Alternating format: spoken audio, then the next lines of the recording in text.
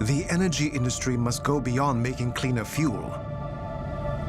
To quench the world's thirst for clean energy, it must harvest the power of the wind and capture the light of the sun. There are enough available sunshine to power the entire globe. Pioneering renewable energy takes guts. It's one of the hardest things that I've done. It's adventurous, it's exciting, but we need to do some sacrifices. But brave souls could transform our world. I can feel that I'm doing good for the people and also for the earth. The sky, or rather the ocean, is the limit. We have really a vast possibility of exporting solutions in the whole world.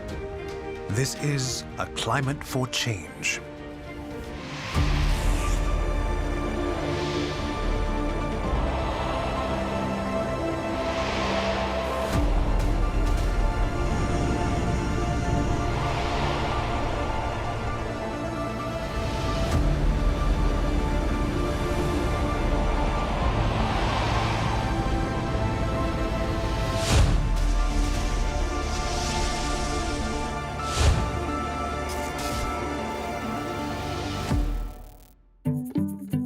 Singapore-based enterprises are driving renewable energy to new frontiers across Asia.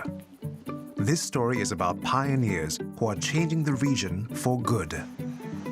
Randy, 1 TC, Sultan. Irving Gersang is an engineer whose specialty is wind power. It's a strange vocation in Singapore. Singapore promoted solar, so I think about from 100 candidates, let's say only about 5, 6 people studying wind. So I'm a little bit on the minority group, but I think it's still great opportunities. I continue my PhD study in wind turbine technology under a scholarship by the Singapore government under Economic Development Board. Maybe Singapore knows that wind is also one of the future in the region. So that's opened up opportunity for me and also for the industry in the region.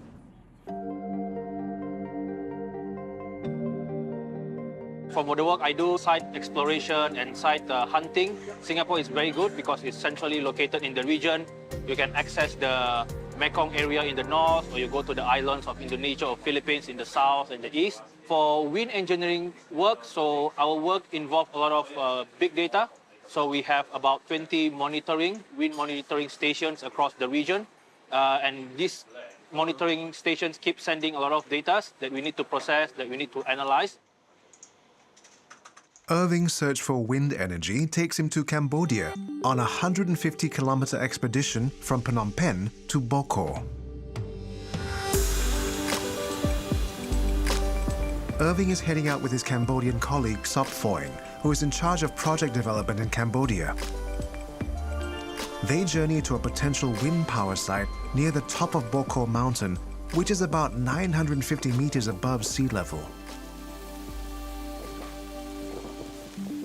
It's very windy, so when you come to site, seeing the grass, the trees blown by the wind, so it's a very good feeling, nice confirmation that you are at the right location. Wind power's development in Cambodia is quite new, I must say. We are quite lucky when we came here and we spotted this site. As you can see around, there is no residential area, and the lands belong to the governments. After we received the approval from the governments, we conducted a feasibility study for this site. We built this met mast in 2017, 100 meter tall. It's equipped with high-quality sensors, so if I can show. So it's installed with this kind of anemometers. So these anemometers is, they call it first-class anemometers. So it's very important that you do wind measurement with high-quality sensors and high-quality structures, so that when there's a wind farm, you know very reliably what you will be getting out of the wind farm. So in terms of electricity productions, in terms of generation, supply to the grid, stability, all those stuff. So this is really the real start of a serious wind development. Let me climb the met mast to see the logger. So there's a box there. It's like basically a small computers. So we can monitor the sensor readings, the health of the systems. That. Just wearing safety gear just to be safe.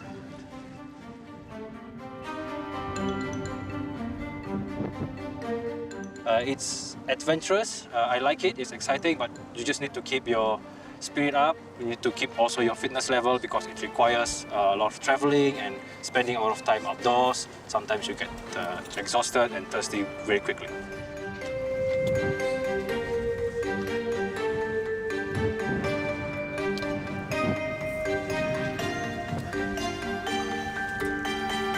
It's windy and cold.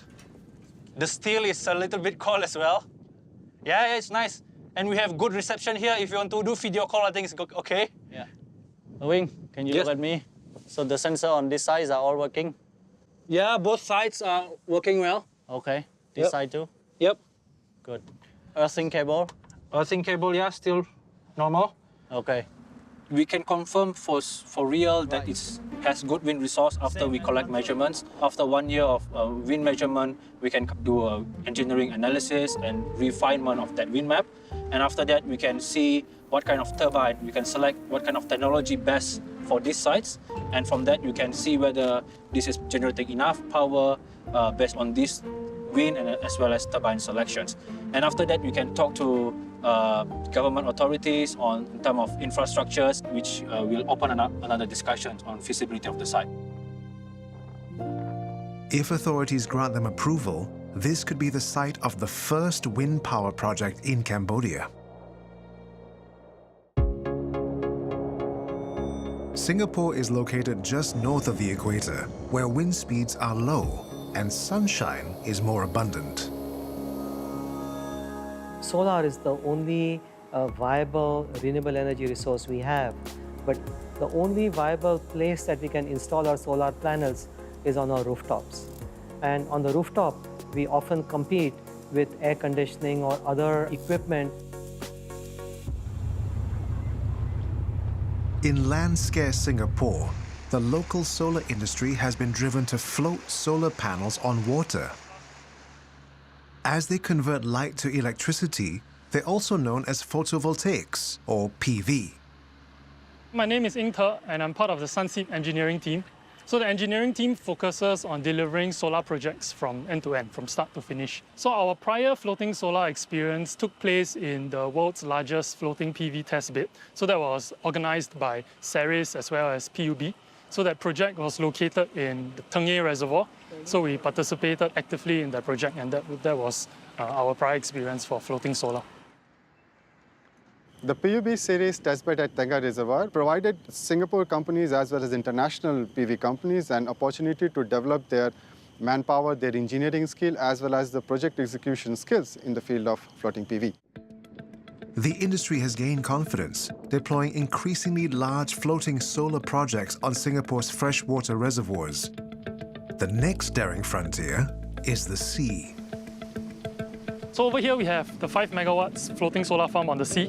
This is located in the Straits of Johor. And we have roughly 13,000 panels sitting on top of roughly 30,000 floats.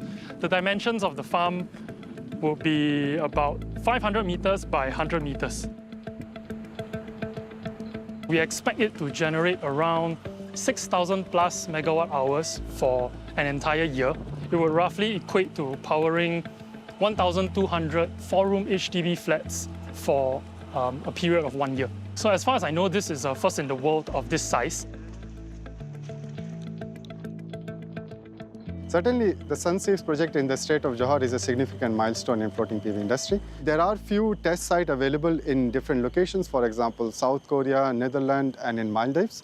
But these are at a very small scale and not as bigger size as compared to floating PV project by Sunseed. This project will give a very important information in terms of energy yield, in terms of project execution, engineering design, as well as the operation and maintenance of nearshore floating PV systems. So over there you can see scattered around are also inverters, which are floating alongside the solar panels. They convert the electricity from DC to AC, right? And then the inverters will have cables coming to this platform that we're on, which is the floating transformer platform. So this transformer transforms the voltage from 800 volts to 22 kV. And one subsea cable exits this transformer, and it follows this path and goes down through the cable chute into the sea. So this is a subsea cable that connects the floating solar farm to the substation that is on land, on the Singapore mainland. The floating platform need to be able to manage the cable interconnections under the wind and the wave and the tidal variation encountered in the site. If proven successful, it will definitely demonstrate a reliable method of interconnection of floating PV to the grid. So with any innovation project, there are always new challenges that we face. So in this particular offshore seawater floating solar, what we faced was the difference of the marine conditions, right? So that's something very new compared to what we faced during the first Tengye reservoir project. So part of which we have to deal with, of course, the salinity of the seawater environment, right? So that requires all the materials that are in contact with the water to be able to withstand that type of water conditions. Aside from that, we have a more dynamic environment compared to a reservoir, right? So over here we have waves, we have currents, changing tide levels, all of which are new to us, and we have to learn how to adapt to that kind of environment. And more interestingly also, we face some surprising marine life, right? So we have monitor lizards that we found walking on top of the floats. We also see larger birds like egrets. And also once or twice we have otters which are also crawling on top of the farm. So those are all very new and somewhat interesting obstacles as well as challenges that we face. So solar energy in Singapore, I think, has a lot of potential for growth. Right? And a project like this also proves that it's very ripe for blooming because it unlocks really a new area where we can do large-scale solar deployment instead of being limited by the land resources that we have in Singapore.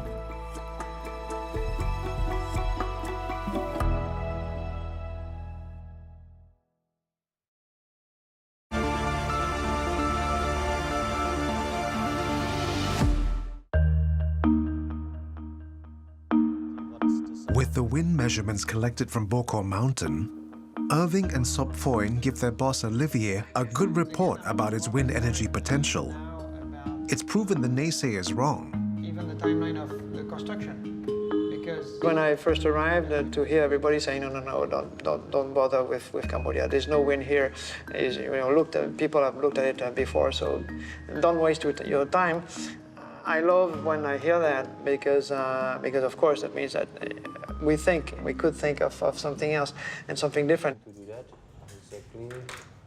on the last news from what you mentioned this morning, the last news from the mast. Cambodia is very special to me. We are proposing and initiating it would be the first wind project in Cambodia. Every time we're talking to the government, I think the message we have to pass is quite crucial because we are just at the beginning. There is no wind project in Cambodia so far. We brought them to Vietnam to show them exactly what is a wind project about and fight misconceptions also. The Blue Circle developed and built the first foreign-owned wind farm in Vietnam in 2017. It was quite new and quite early in the history of wind power in Vietnam. We were very keen to see if a foreign company, even from Singapore, could do it. They launched a second wind farm in South Vietnam in 2020. Their new wind farm has 10 wind turbines. Combined, they can generate over 40 megawatts of electricity per hour. They feed the national grid an average of 450 megawatts per day, enough to power 50,000 households.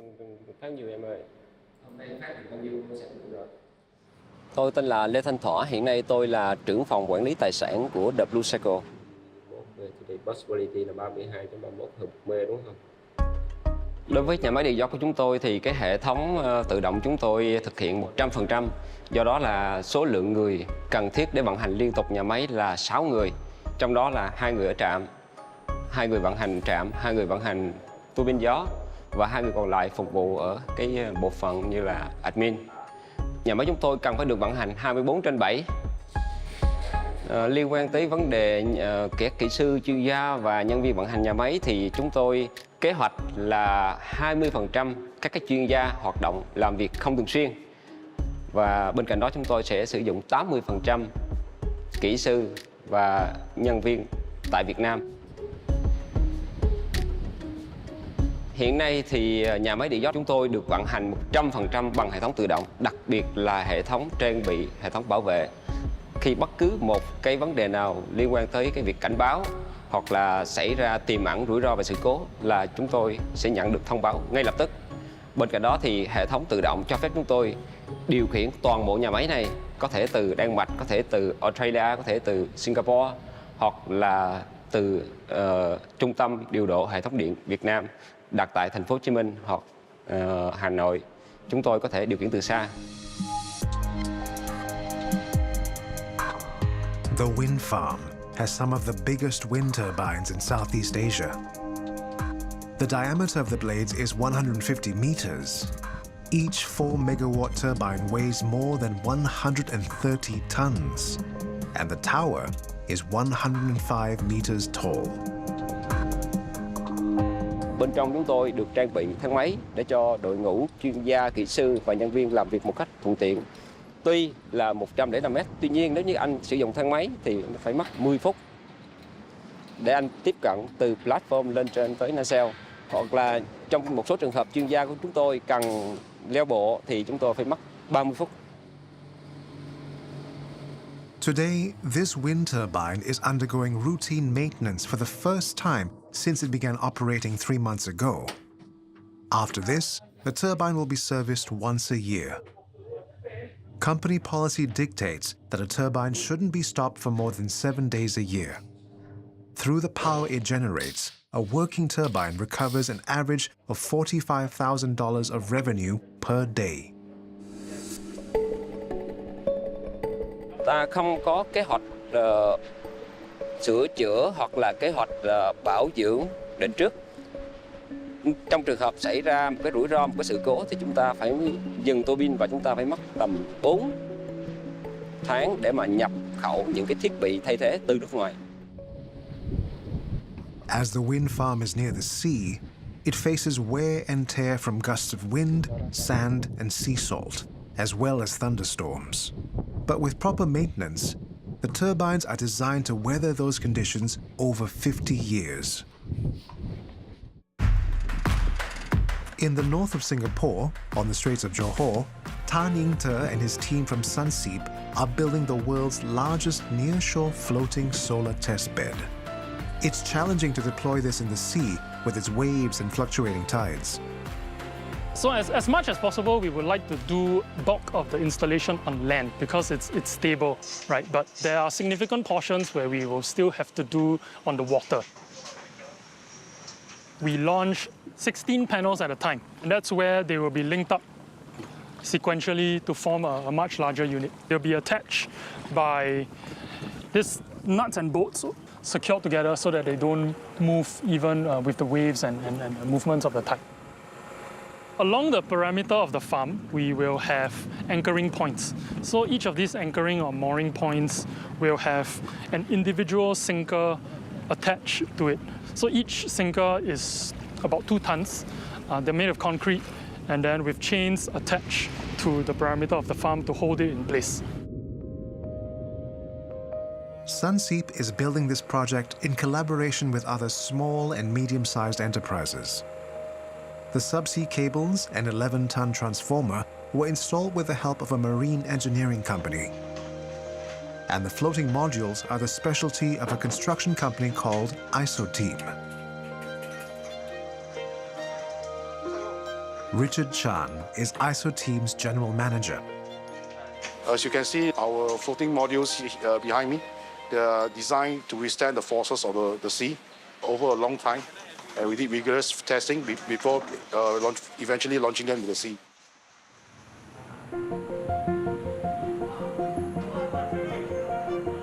Richard says before they mastered floating structures, they built their reputation maintaining and upgrading housing estates for town councils. You can see from behind me, we are doing our cosmetic cyclical R&R works to housing estates, which we do as our core business for the past 2 decades. It's like making an old woman look young again, right? Their work servicing housing blocks evolved into a journey to solar installation. It's all way back in 2015. ISO team also does re-roofing to the rooftops of HDBs. Right, so back then we realized there are other companies, energy companies also installing solar panels on the rooftops of HDBs. That is where ISO team got involved in solar panel installation as well. ISO team has roughly completed about 7 or 8 projects of solar panel installation in Singapore, and we completed roughly about 15 megawatts so far. Making green landscaping for the Housing Development Board led to their launch into floating construction. Behind me is an iconic floating wetland. Here we are in Punggol Waterways.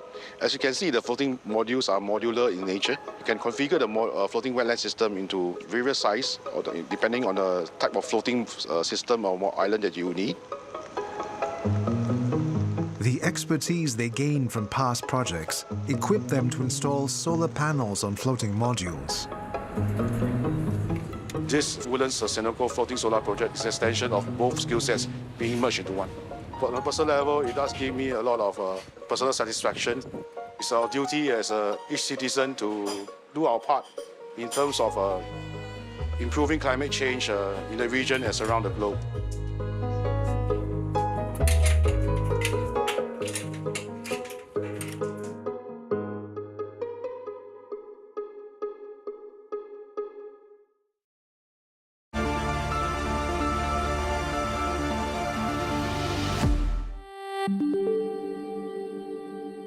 The Blue Circle Company has built 2 wind farms in Vietnam and are currently building a third 40-megawatt project. They aim to complete this wind farm by the middle of 2021.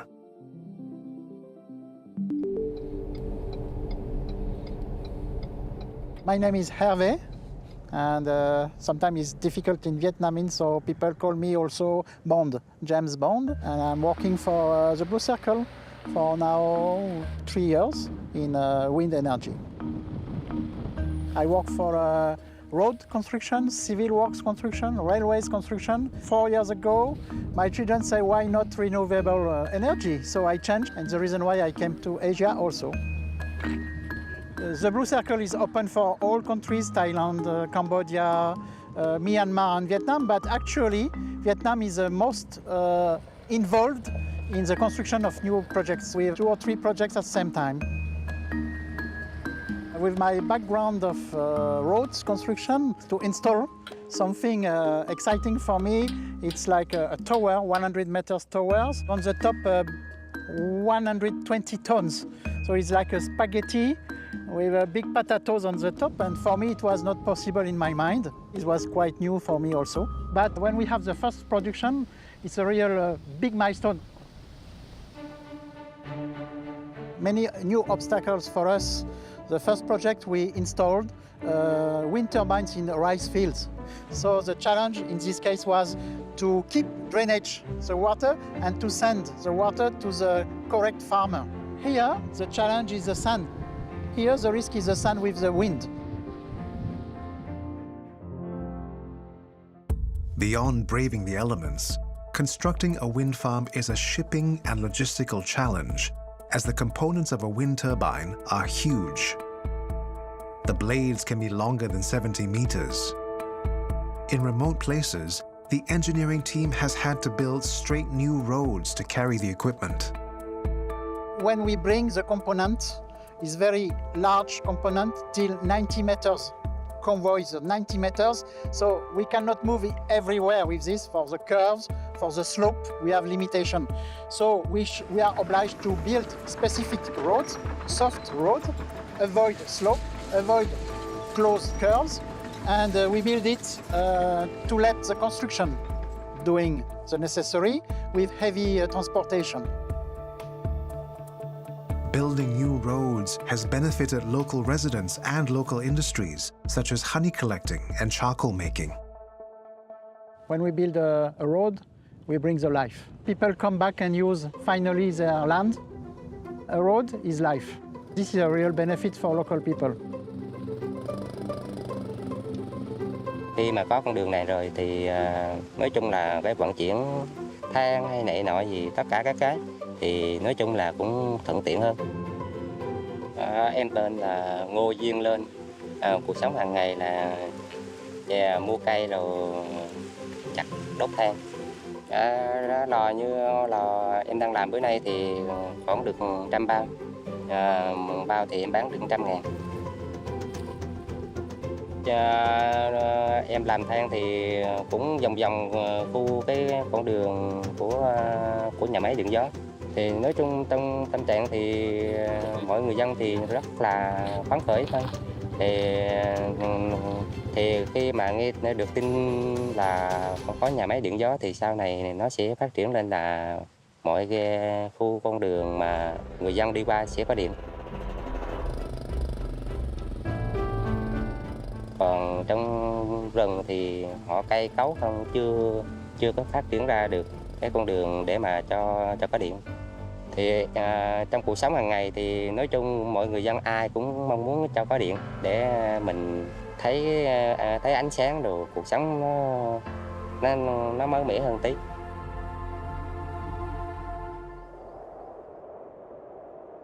Khi mà nói chung thì khi mà mới mọc lên những cái trụ điện gió thì nói chung là mình thấy cái cảnh cũng hơi đẹp.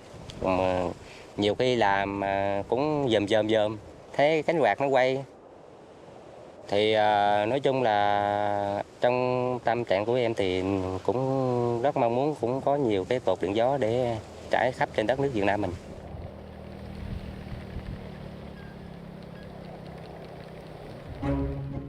Four years since its conception, the solar project in the Straits north of Singapore nears completion in early 2021. Project engineer Ying Te reflects on its progress. It's one of the hardest things that I've done, so that's quite incredible on a personal level.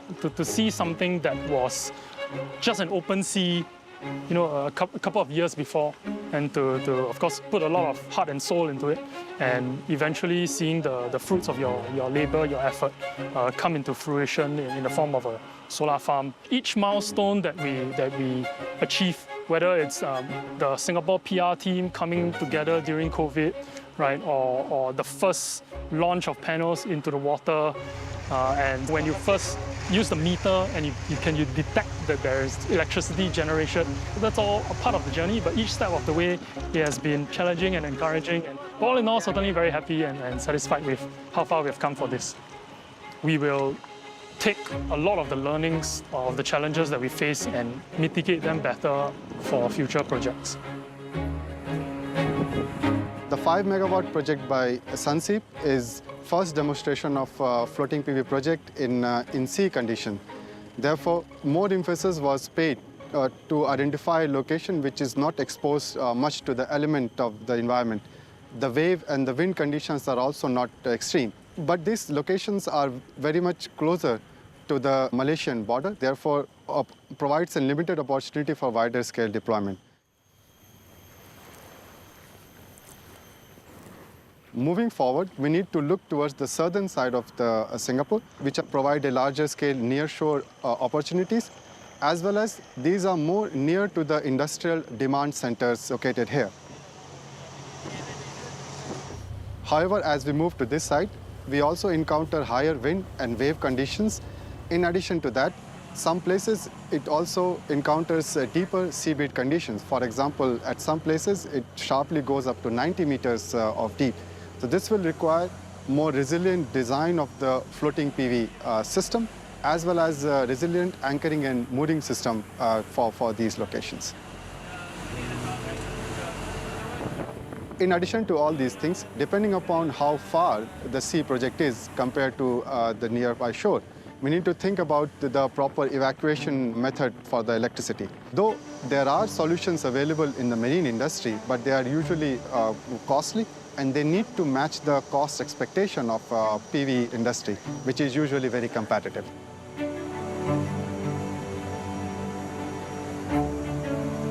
Whenever we go out and we look for new sites, we always think of it as a potential place to develop solar and then provide green electron to the community.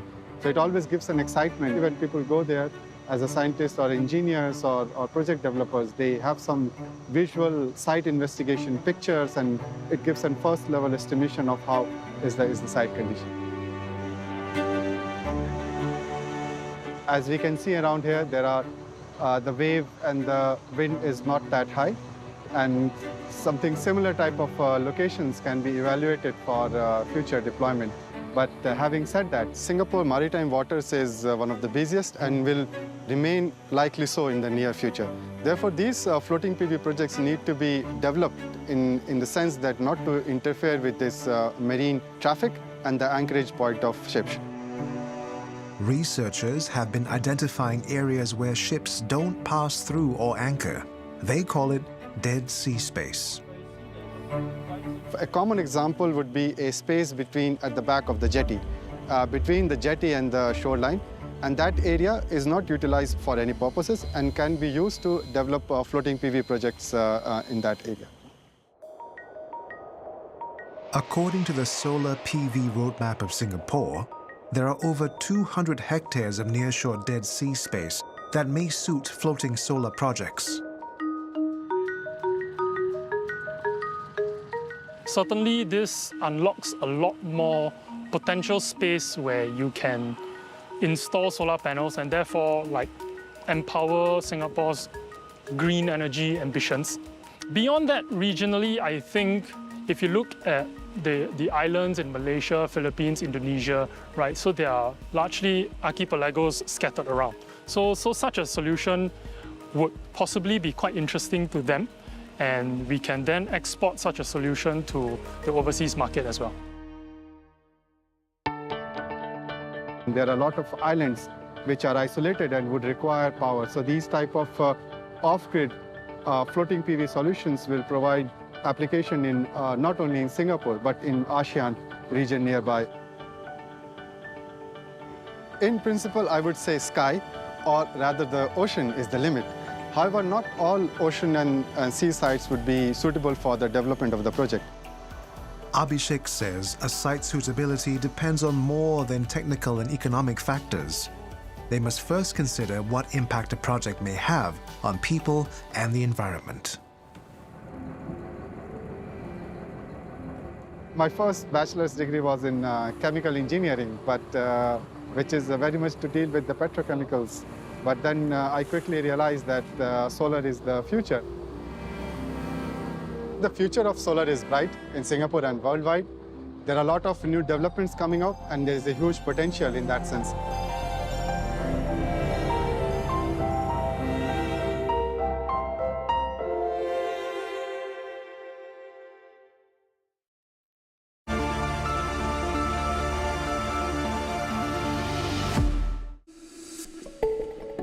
Singapore-based energy company, the Blue Circle, has established wind farms in Vietnam. Now, it seeks to seal a deal in Cambodia to develop the country's first ever wind power project. We are now deploying LiDAR. So basically, we are using laser to measure the wind speed. We are comparing the two devices at the moment just to make sure both are agreeable, measuring wind speed accurately. Since we come into Cambodia in 2016, we started to do wind measurement like what you can see here throughout the countries. The batteries charging panel are all. Cambodia is interesting in terms of potential. We look into the whole country. We have at least, I can say, 1 gigawatt of potential site for wind developments. So for this site, it's very promising. In terms of wind resource, we can talking about 100 megawatt. At the moment, we will start with 80 megawatt with the authorities. And today, happy to announce that this specifically, the Boko Wind Power Project, has already been accepted into Cambodia power development plans for 2020 to 2030s. This wind project specifically is planned to be implemented between 2022 to 2024. The support from the Cambodian government, especially the Ministry of Mine and Energy, it's an indication that the country is promoting renewable energies.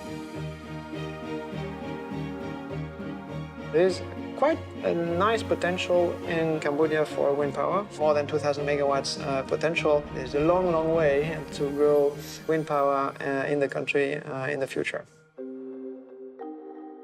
Cambodia is one of the highest growth in electricity consumption in the whole region and maybe in the whole world. Double digit, 16, 18% per year until this COVID years. So it's really impressive. Irving's work has kept him in Cambodia for about a month, far from his wife and home in Singapore. The thing that you miss in Cambodia is, in my case, my wife, families. You can, of course, replace it a little bit with some video call from time to time, but it's something different. Okay, stretch. Since yesterday.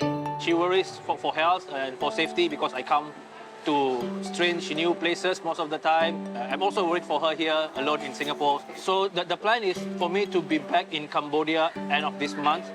So again, when I tell her a few days ago, it's not easy again. I need to travel again after just maybe about 2 weeks at home. You just need to support each other, and we want to achieve success, and we need to do some sacrifices. Yeah, but the transmission line, last time we have, old transmission route. Back in the Singapore office, Irving analyzes data from wind measuring stations across Southeast Asia. There's less cost for us, in fact, if we can refinance as soon as possible. While Irving's data could show where to build the next wind power site, it is finance that will ensure it becomes real. Then we can proceed to the project land reservation. The 40-megawatt wind farms in Vietnam cost over $70 million each. The 80-megawatt project in Cambodia could cost over $100 million. The main role I see for Singapore in the future for us is green financing. Green financing, I think, is crucial for renewables because, again, it's a very big capital-intensive sector. The Blue Circle's Singaporean Director of Project Development is Hayden Wu. He seeks to get wind power projects financed in the country. The stability of Singapore government, strict laws and regulations, transparency helps to attract international banks to finance projects coming out of Singapore companies. So for the moment, the Singapore banks, they are still rather risk-averse and having a very conservative opinions of financing renewable energy projects in the region. We have seen the likes of, for example, the Thai banks or the Philippine banks.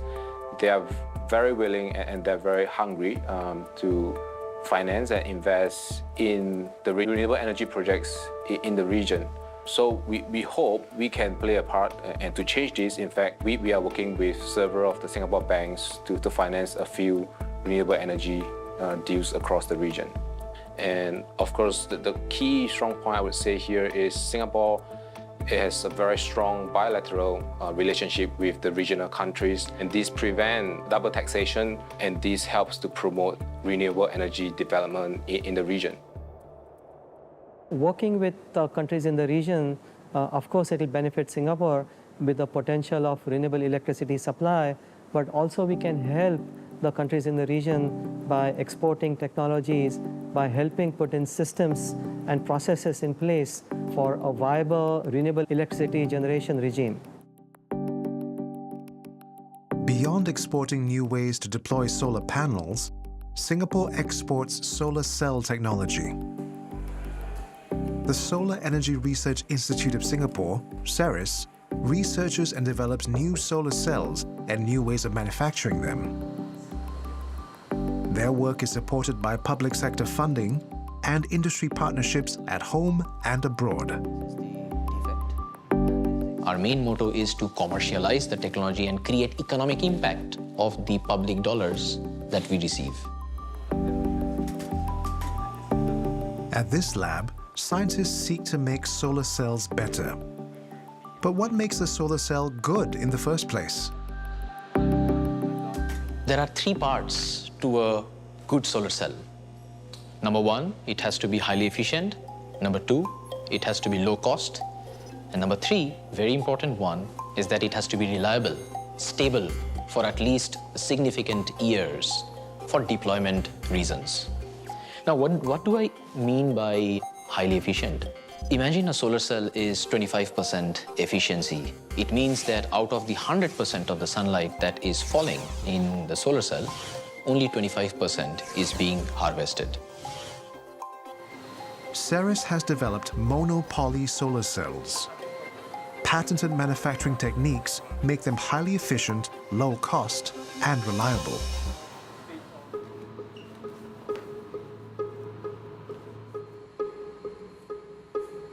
My name's Naomi Nandakumar. I am a research fellow at Ceres today. I head the solar cell innovations team, where we just try to improve cell technology on silicon wafers. A solar cell is a device that converts light into electricity. The light spectrum is vast, and you can only harness a part of this. So our job is to capture as much of this light as possible and to increase the cell efficiency so that most of it is converted into electricity.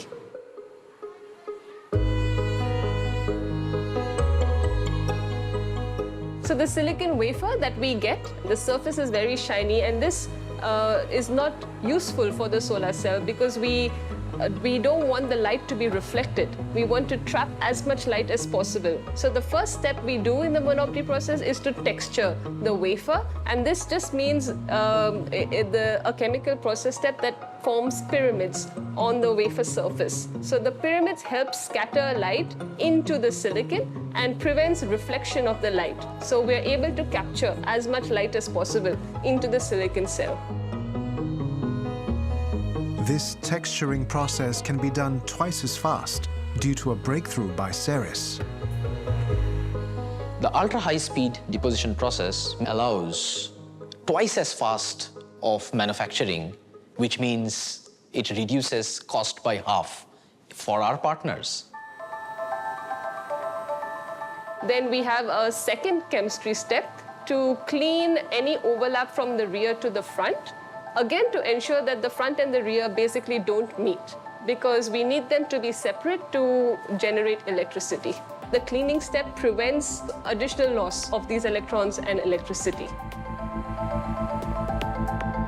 If this happens in an appropriate way, then it allows higher reliability of the products. Ceres's monopoly techniques have been embraced by the world's largest solar manufacturer, Jinko Solar from China. Jinko is exploring adapting the technology to make its next generation of solar cells. Ceres is one of our major research partners. We set up a 4-year joint project together to cover many areas of solar cell research, including developing high-efficiency solar cell and monopoly technologies. We are using research facilities at both Jinko Solar and Ceres in Singapore to develop technologies and joint experiment together. The global trend towards renewable energies will create us a lot of chances, opportunities, but also give our pressure to produce better and better products. We still need more higher efficiencies, such as close to 30% or even more. That will need the effort from both industry and research labs.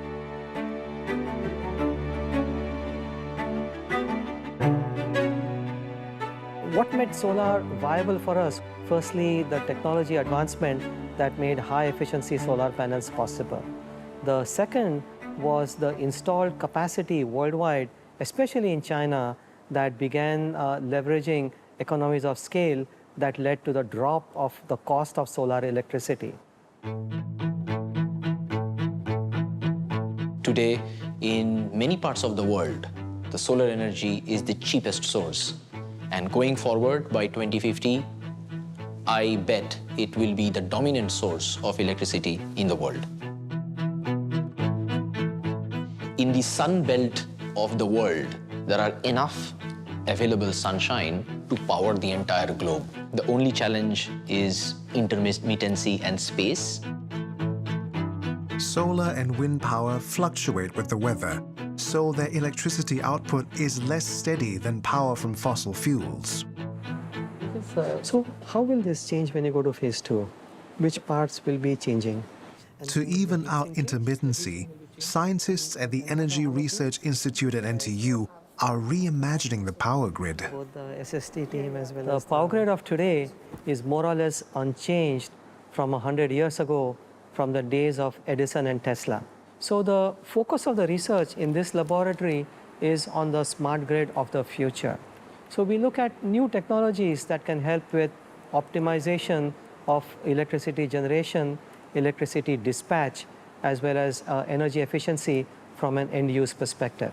Electrification is probably one of the largest opportunity for us to make progress towards our 2050 goal in Singapore to reduce our emissions by 50%. We really need to electrify every aspect of our transportation as well as industrial sectors.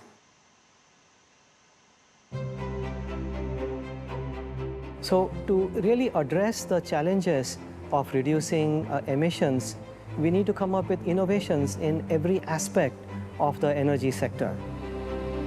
The opportunity for Singapore is this, that if we do this right in Singapore, we have really a vast possibility of exporting solutions to other tropical megacities in the whole world. So I wanted to look for a growth industry that I can be part of, and the clean energy industry was a very good choice. So it requires a lot of grit, perseverance, but we have fun along the way, so I think that's an important aspect as well.